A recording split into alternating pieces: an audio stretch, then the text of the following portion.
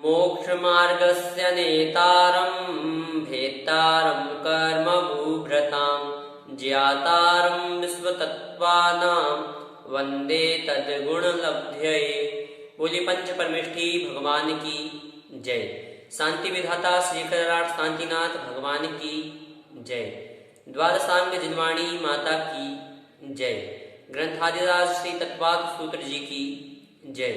आचार्य श्री उमा स्वामी जी महाराज की जय। आचार्य श्री विद्यासागर जी महाराज की जय। परम पूज्य मुनि पुंगव श्री 108 सुधा सागर जी महाराज की जय। अड़ाई द्वीपस्थ समस्त महामंडराजों की जय। वर्णन चल रहा था ध्यान के विषय में। 4 ध्यान होते हैं, आत्म ध्यान, रौद्र ध्यान, धर्म ध्यान और शुक्ल ध्यान। इन 4 ध्यानों के भी 4 भेद हैं। सर्वप्रथम आत्म ध्यान के 4 जो प्रभेद हैं उनका वर्णन किया जा रहा है, जिसमें सर्वप्रथम अनिष्ट संयोगज नामक आत्म ध्यान का कथन किया जा रहा है। सूत्र उच्चारित करें। आर्तम मनुज्ञस्य संप्रयोगे तद विप्रयोगाय स्मृति समन्वाहारः। पदच्छेद देखें। आर्तम अमनुज्ञस्य संप्रयोगे तत् विप्रयोगाय स्मृति समन्वाहारः। अर्थ होगा आर्तम अर्थात आत्म ध्यान, अमनुज्ञ से अर्थात अमनुज्ञ पदार्थों के, संप्रयोगे अर्थात प्राप्त होने पर, तत् अर्थात उससे, विप्रयोगाय अर्थात पिंड छुड़ाने के लिए, स्मृति समन्वाहारः अर्थात बार बार सोचना। संपूर्ण अर्थ होगा अमनुज्ञ पदार्थ के प्राप्त होने पर उससे पिंड छुड़ाने के लिए बार बार सोचना, चिंतन करना, यह अनिष्ट संयोगज आत्म ध्यान कहलाता है।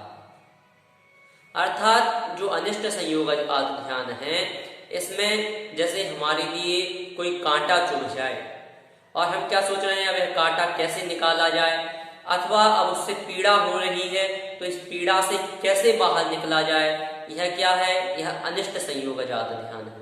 अथवा कोई शत्रु अथवा जिसे हम नहीं चाहते हैं ऐसा कोई व्यक्ति, मनुष्य हमारे पास आ जाए, अब उससे पिंड छुड़ाना है, पीछा छुड़ाना है कि यह व्यक्ति यहाँ से कैसा चला जाए अथवा हम यहाँ से कैसे निकल जाएं, यह सब सोचते रहना, यह अनिष्ट संयोगज नाम का आत्म ध्यान है। पश्चात इष्ट वियोगज नामक जो दूसरा आत्म ध्यान है उसके बारे में कथन किया जा रहा है। सूत्र उच्चारित करें। विपरीतम मनोज्ञस्य। पदच्छेद देखें। विपरीतम मनोज्ञस्य अर्थ होगा विपरीतम अर्थात पहले से उल्टा।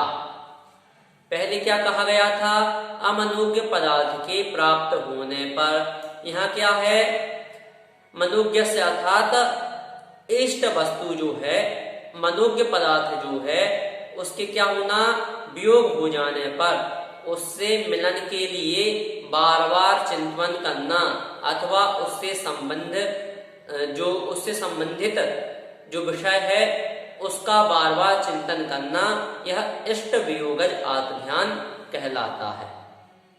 अर्थात जैसे कोई हमारा बहुत ही अच्छा मित्र था, अब वह दूर देश कहीं व्यापार आदि के लिए चला गया, परंतु अब हमारा क्या है, मन नहीं लग रहा है, टाइम पास नहीं हो रहा है और हमें क्या हो रहा है, उसकी चिंता हो रही है अथवा किसी भी प्रकार से उसके बारे में हम सोच रहे हैं, तो यह इष्ट वियोगज नामक आत्म ध्यान है।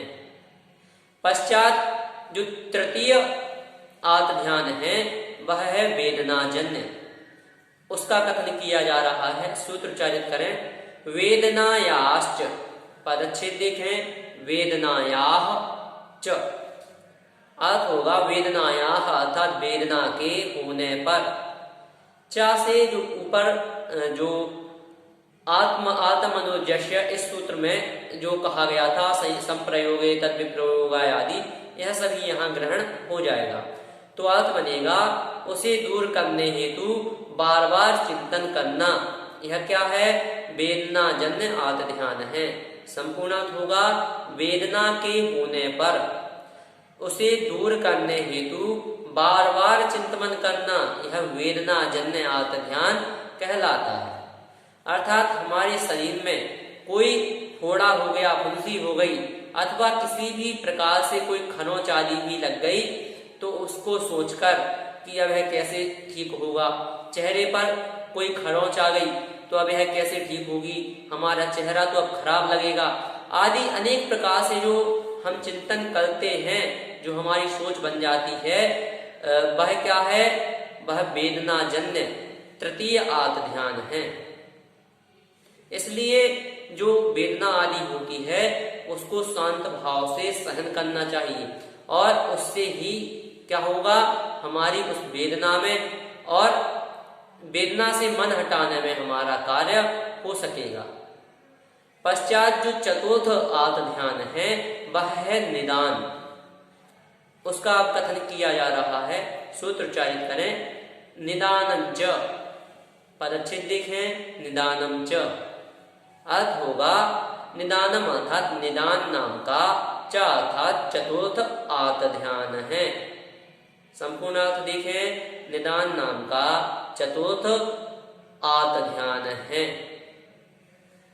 निदान जो है इसकी परिभाषा होगी भोगों की तृष्णा से पीड़ित होकर आगामी जो काल है, आगामी भाव है, अथवा कुछ भी जो भी हम लें आगामी समय है, तो उसमें भोगों की आकांक्षा का होना, भोगों की आकांक्षा के बारे में चिंतन करना, यह क्या है? यह निदान है।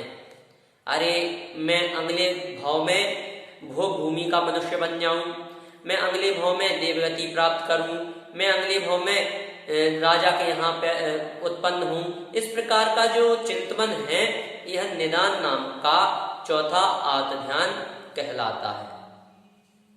पश्चात जो यह आत्म ध्यान कहे यह किसके होते हैं, तो इसका कथन किया जा रहा है। सूत्र उच्चारित करें। तद विरत देश विरत प्रमत्त संयतानाम, पदच्छेद देखें। तत् अविरत देश विरत प्रमत्त संयतानाम, 5 पद हैं। तत्का अर्थ होगा वह कौन? तो जिसका वर्णन चल रहा है आत्म ध्यान, वह आत्म ध्यान। अविरत अर्थात अविरत, कौन सा गुणस्थान? चौथा। अविरत सम्यक दृष्टि, यह चौथा गुणस्थान। देश विरत अर्थात देश विरत, 5वां गुणस्थान। और प्रमत्त संयता नाम, प्रमत्त संयत नामक 6ठे गुणस्थान में होता है। संपूर्ण अर्थ होगा वह आत्म ध्यान अविरत, देश विरत और प्रमत्त संयत नामक 6ठे गुणस्थान में होता है। जो प्रथम 3 गुण जो आत्म ध्यान है कौन से? तो एक तो अनिष्ट संयोगज, दूसरा इष्ट वियोगज और तीसरा जो है वेदना जन्य। यह 3 आत्म ध्यान प्रथम से 6वें गुणस्थान तक होते हैं, और पश्चात के जो शेष अर्थात निदान है वह 5वें गुणस्थान तक होता है। यहाँ जो चतुर्थ, पंचम और षष्ठम गुणस्थान कहा, यह इस अपेक्षा से कहा कि इसमें क्वचित कदाचित ही यह आत्म ध्यान होते हैं। नियम नहीं है कि यहाँ होंगे ही, लेकिन हो भी सकते हैं और नहीं भी हो सकते। परंतु जो 3 गुणस्थान हैं उनमें यह चारों आत्म ध्यान नियम से होते हैं। 3 गुणस्थान कौन से? मिथ्यात्व, सासादन और मिश्र। इन तीनों गुणस्थानों में यह चारों आत्म ध्यान नियम से होते हैं। इस प्रकार से यहाँ गुणस्थानों की अपेक्षा से आत्म ध्यान को समझा। यहाँ तक आत्म ध्यान का वर्णन हुआ। पश्चात जो द्वितीय ध्यान है रौद्र ध्यान, उसका कथन किया जा रहा है। सूत्र उच्चारित करें। हिंसा नृतस्तेय विषय संरक्षणेभ्यो रौद्रमविरत देश विरतयोः। पदच्छेद देखें। हिंसा अनृत स्तेय विषय संरक्षणेभ्यो रौद्रम अविरत देश विरतयोः। अर्थ होगा हिंसा अर्थात हिंसा, अनृत अर्थात झूठ, स्तेय अर्थात चोरी और संरक्षणेभ्यो अर्थात संरक्षण करना, एकत्रित करना अर्थात परिग्रह करना, परिग्रह संचय की भावना से। रौद्रम अर्थात रौद्र ध्यान कहलाता है। वह अविरत अर्थात अविरत और देश विरतयोः अर्थात देश विरत के होता है। संपूर्ण अर्थ होगा हिंसा, झूठ, चोरी और परिग्रह संचय, इसकी भावना से उत्पन्न हुआ जो ध्यान है वह रौद्र ध्यान कहलाता है। वह अविरत और देश विरत के होता है। अविरत और देश विरत अर्थात चतुर्थ और पंचम गुण स्थान में।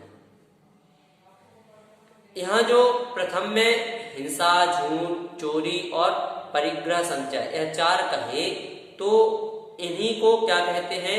हिंसानंदी, मृषानंदी, चौर्यानंदी और परिग्रहानंदी। यह जो है यह चार रौद्र ध्यान के भेद कहे जाते हैं।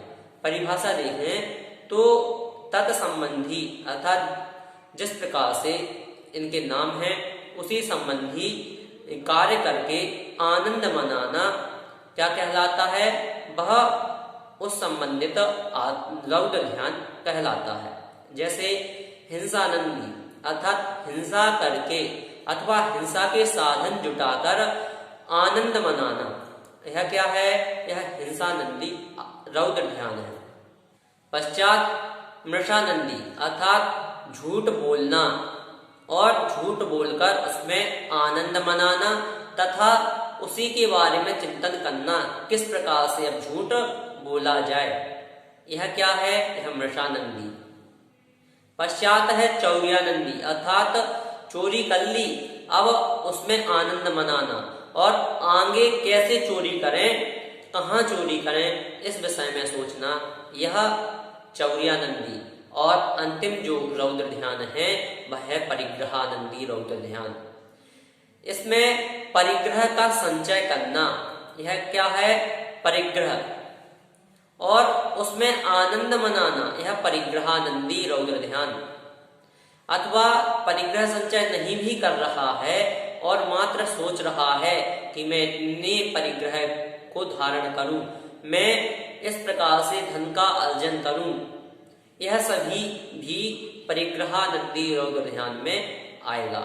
इस प्रकार से यहाँ रौद्र ध्यान का कथन किया गया। आज हमने 6 सूत्रों को पढ़ा।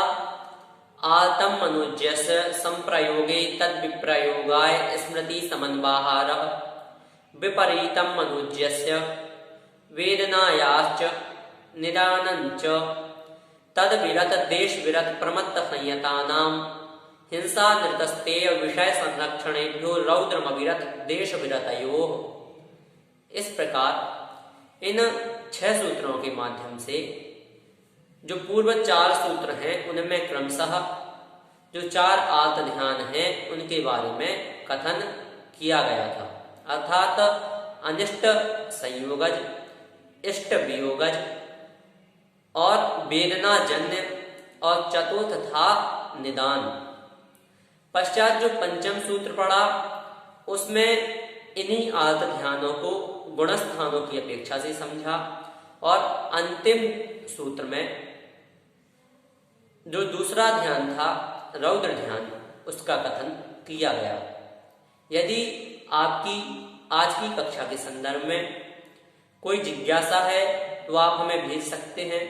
आप हमें YouTube चैनल पर भी कमेंट के माध्यम से अपनी जिज्ञासाएं बता सकते हैं, अथवा हमारे WhatsApp नंबर पर भी आप हमें अपनी जिज्ञासाएं भेज सकते हैं। जय जिनेंद्र।